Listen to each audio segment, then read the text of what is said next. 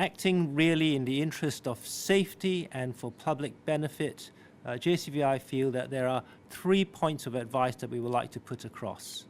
The first is that information given to individuals who are being offered vaccination and information given to health professionals should be appropriately updated to reflect the latest considerations and deliberations by JCVI and by MHRA.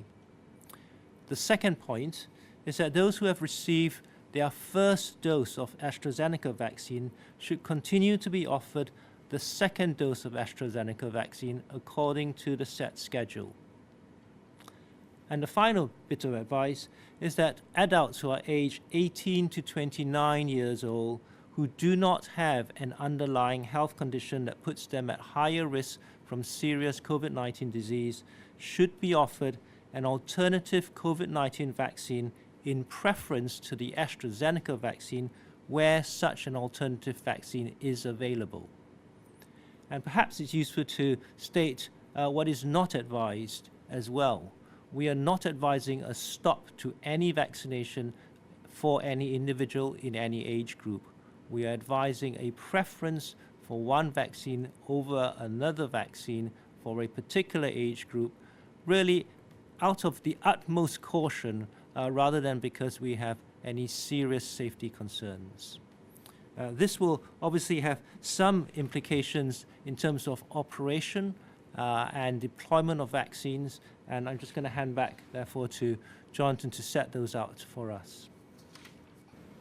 Based on the current evidence, the benefits of the COVID-19 vaccine AstraZeneca against COVID-19 and its associated risks, hospitalisation and death, continues to outweigh the risks for the vast majority of people. Our review has reinforced that the risk of this rare suspected side effect remains extremely small. By the 31st of March, over 20 million doses having been given, we have had 79 case reports up to and including that date, 31st of March.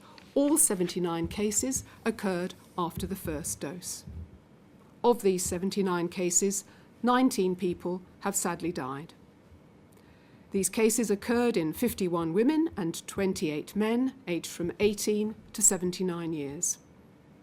And from these reports, the risk of this type of rare blood clot is about 4 people in a million who receive the vaccine. 3 out of the 19 were under 30 years.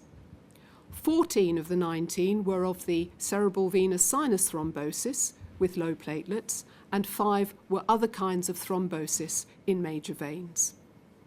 The balance of benefits and risks is very favourable for older people, but it is more finely balanced for the younger people.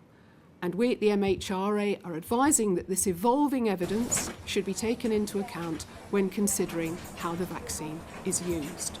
This is a change in clinical advice for the under 30s. It will require some changes in the way that the National Health Service operationalises the vaccine rollout programme, but I have spoken to my colleagues in the NHS in some detail this morning, and I am assured that actually, because of our supply situation in relation to alternative vaccines, the effect on the timing of our overall programme should be zero or negligible. That, of course, is contingent upon getting the supplies that we expect to get of the alternative vaccines, which are the Pfizer vaccine currently in use and the Moderna vaccine that we hope to bring into deployment from mid-April in England. Thanks very much. Well, first of all, I'm massively grateful to the MHRA, the JCVI. They've done a fantastic job for our country throughout the pandemic, and they continue to do so. And of course, we will be following their guidance completely. These vaccines are safe. They've saved many thousands of lives, and people should come forward to get their jabs, and we'll make sure that they get the right jabs. And of course, I don't see any reason at this stage at all to think we need to deviate from the roadmap, and we're also very secure about our supply.